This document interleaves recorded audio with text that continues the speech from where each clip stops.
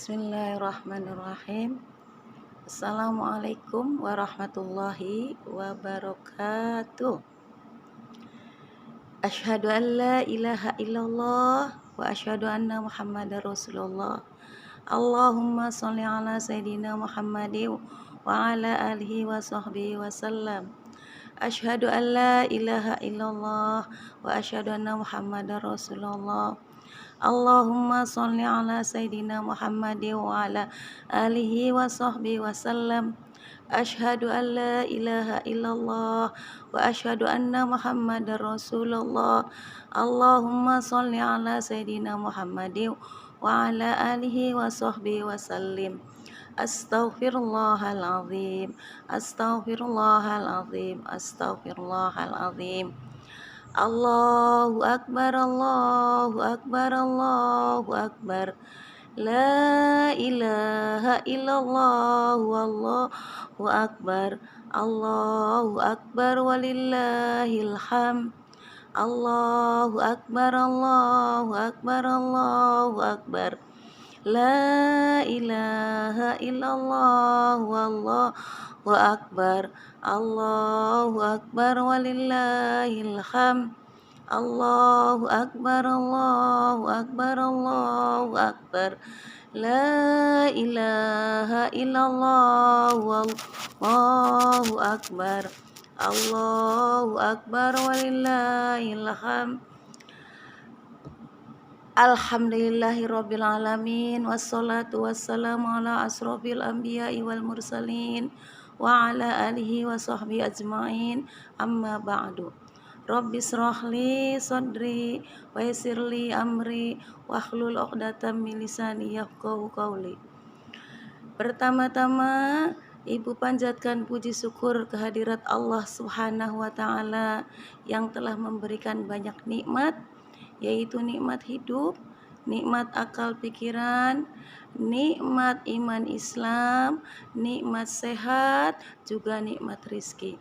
Salawat serta salam selalu tercurahkan kepada junjungan Nabi besar Muhammad sallallahu alaihi wasallam beserta keluarganya, sahabat-sahabatnya, tabi'in, dan semoga sampai kepada kita umatnya di akhir zaman. Amin ya rabbal alamin. Anak-anak SDN Pelandakan 1 yang soleh dan solihah, yang Ibu cintai dan Ibu banggakan. Ibu akan menyampaikan tema berkurban atau Hari Raya Idul Kurban, atau bisa juga disebut dengan Hari Raya Idul Adha dan Hari Raya Haji.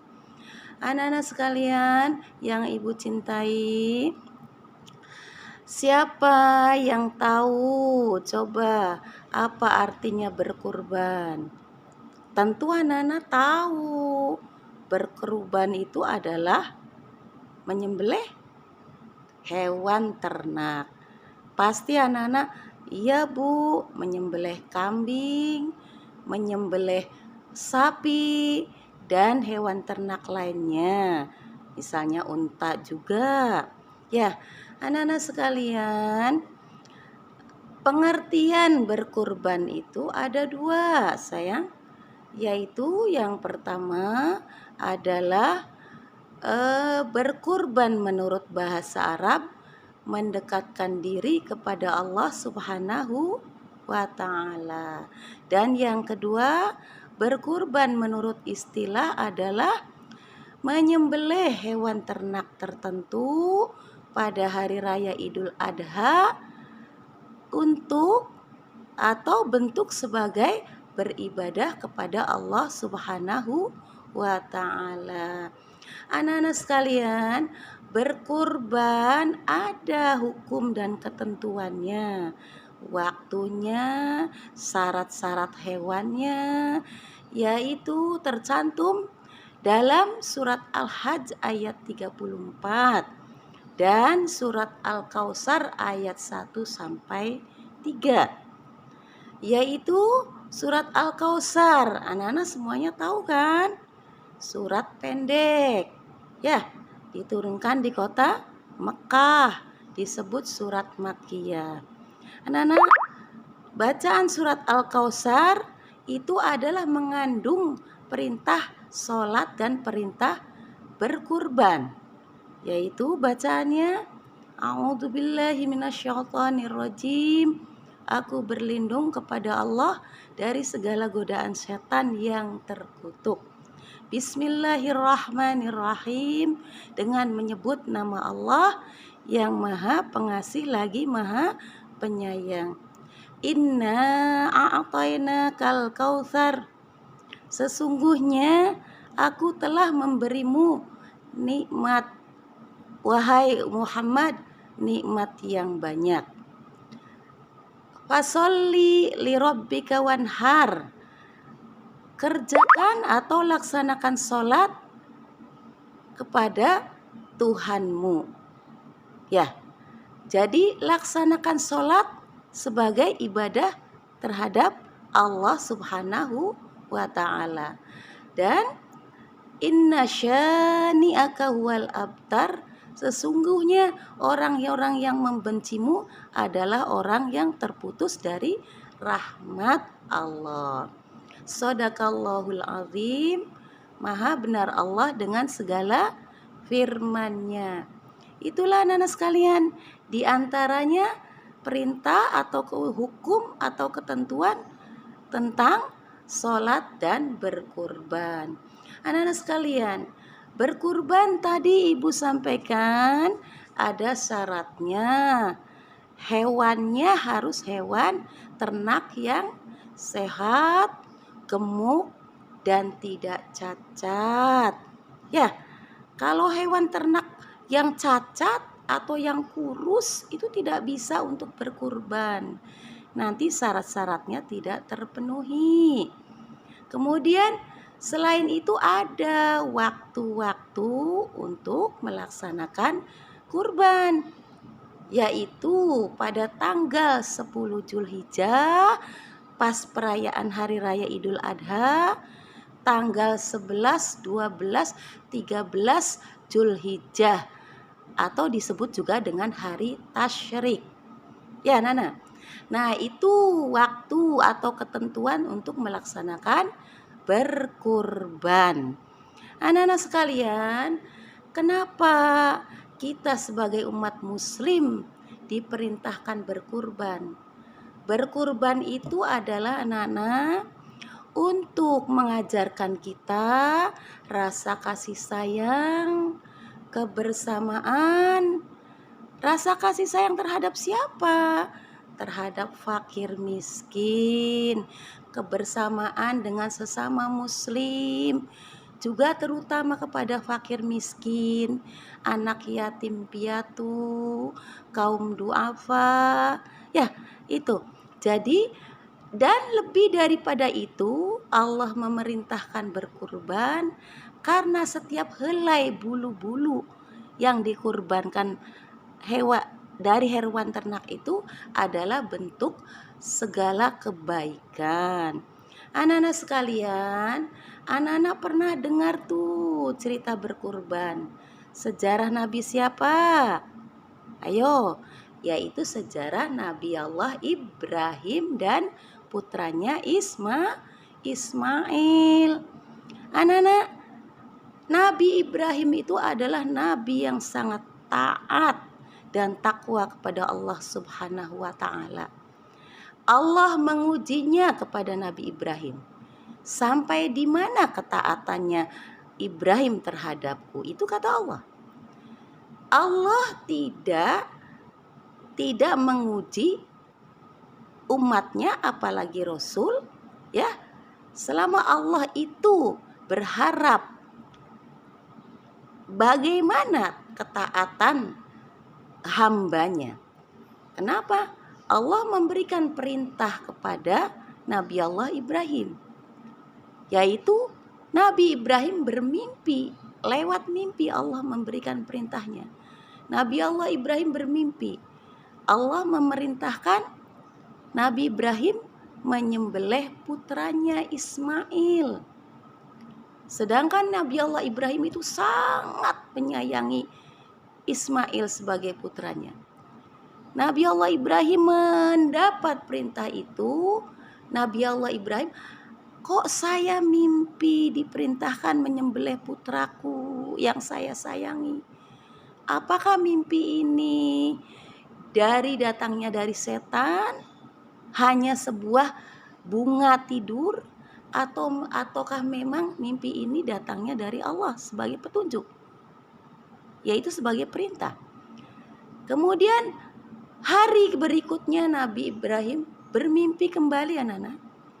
Mimpi yang sama, diperintahkan lagi oleh Allah untuk menyembelih Ismail.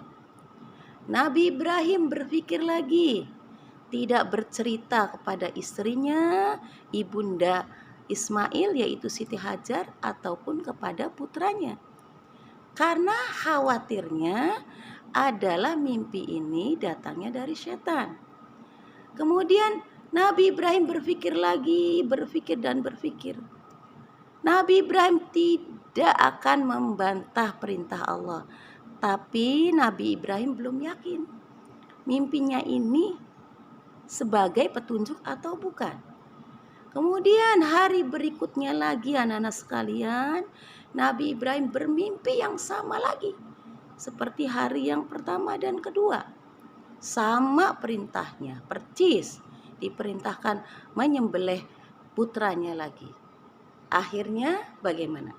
Karena berturut-turut 3 kali mimpinya yang sama, yakin Nabi Allah Ibrahim ini adalah sebagai petunjuk dari Allah.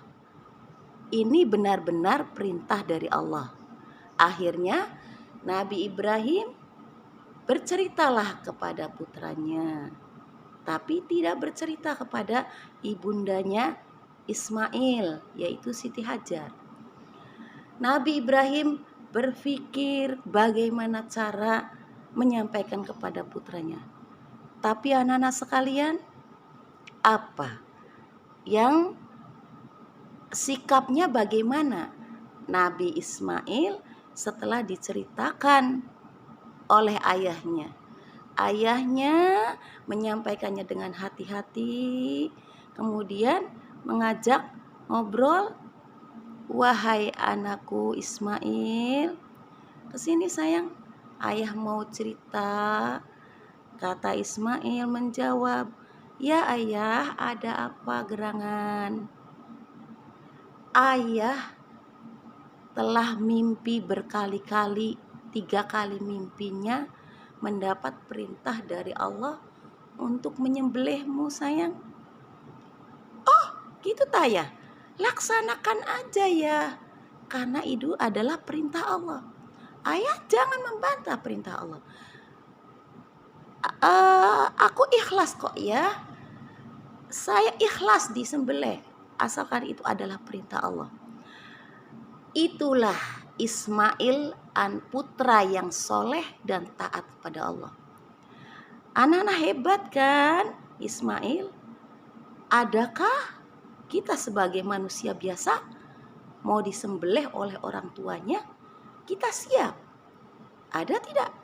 Tentunya tidak akan ada. Tapi hebatnya Nabi Ibrahim, taatnya kepada Allah, dan hebatnya Ismail, ikhlas mendengar ayahnya bercerita, mendapat perintah menyembelihnya. Lalu Nabi Ibrahim mengajak putranya Ismail ke suatu tempat. Tapi Nabi Ibrahim pun izin kepada istrinya, ibundanya Ismail, yaitu Siti Hajar. Wahai istriku, saya mau ngajak putraku jalan-jalan. Hendak kemana suamiku? Ayahnya Ismail mau ngajak jalan-jalan. Izinnya seperti itu. Lalu ibunda Siti Hajar mengizinkannya. Berjalanlah Nabi Ibrahim dan putranya Ismail ke suatu tempat nun jauh dari tempat tinggalnya. Sesampainya di sana, Nabi Ibrahim apa anak-anak? Ngasah dulu pedangnya sampai tajam di pikirannya supaya tidak terlalu menyakiti putranya. Nabi Ibrahim mengasah pedang sampai tajam. Apa yang dilihat Ismail? Ismail tertawa. Ismail melihatnya dengan senyum ikhlas, melihat ayahnya melakukan itu. Kemudian setelah itu dipangkunyalah putranya dan ditutupinya mukanya supaya tidak terlihat oleh ayahnya. Nabi Ibrahim dengan menyebut Allah, ya Allah, kalau memang ini adalah perintahmu, akan kulakukan. Tapi kalau memang saya salah, ampuni saya. Dan lindungilah putraku Ismail. Akhirnya anak-anak sekalian, disembelihlah Ismail itu oleh ayahnya. Tapi apa anak-anak yang terjadi? Yang terjadi adalah yang disembelih oleh Nabi Ibrahim adalah seekor domba yang besar, yang gemuk. Di manakah Ismail berada? Ismail berada di belakang ayahnya sambil megang punggung ayahnya dan tertawa. Hehehe. Ayah lucu menyembelih domba yang besar. Ayah hebat. Itu dombanya gemuk ya. Lah, itu anak-anak yang terjadi seperti itu. Jadi Allah menggantinya. Ismail yang akan disembelih menggantinya dengan seekor domba yang besar dan gemuk. Ya, Allah tidak memerintahkan Nabi Ibrahim menyembelih putranya, tapi Allah memerintahkan menyembelih rasa memilikinya. Nabi Ibrahim rasa memilikinya terhadap putranya. Anak-anak tahu enggak? Putra ataupun anak, istri, harta benda itu adalah titipan Allah. Yang punya, yang berhak hanyalah Allah. Jadi Allah sekali lagi nih, Allah memerintahkan menyembelih itu bukan menyembelih Ismail, tapi menyembelih rasa memilikinya terhadap, rasa sayangnya terhadap putranya. Ya, kenapa? Boleh kita sayang kepada putra, kepada keluarga, tapi tetap harus ingat itu hanyalah milik Allah. Jadi apapun perintah Allah oleh Nabi Ibrahim dilakukannya, dilaksanakannya dengan ikhlas. Begitupun Ismail sebagai anak yang soleh dan takwa kepada Allah, soleh dan taat kepada orang tuanya. Nah, itu anak-anak sekalian, sekilas cerita dari ibu ya. Mudah-mudahan anak-anak memahami dan bermanfaat. Dan anak sekalian, mohon maaf ibu kurang lebihnya, barangkali ada kata-kata yang kurang enak didengar. Akhirul kalam, billahi taufik wal hidayah. Wassalamualaikum warahmatullahi wabarakatuh.